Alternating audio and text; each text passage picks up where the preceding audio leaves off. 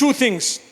I spoke about prayer and I spoke about your values. Don't lose the connection with Allah. Take your prayer seriously, always. And number two, ensure you don't lose your values. Your standards are very high. Go higher, but don't go lower.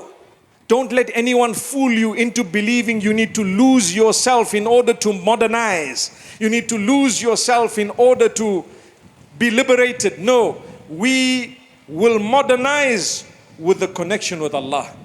Allah did not say don't have the latest technology. Allah did not say don't have the best roads.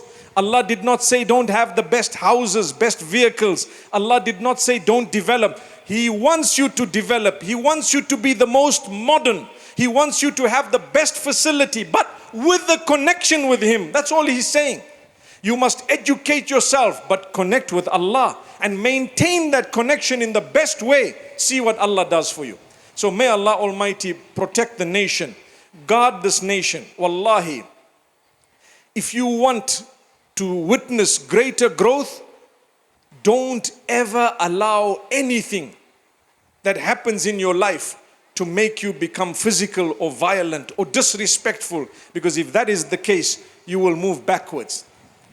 You know, you might be surprised as a religious person standing in front of you talking about the importance of respecting with difference.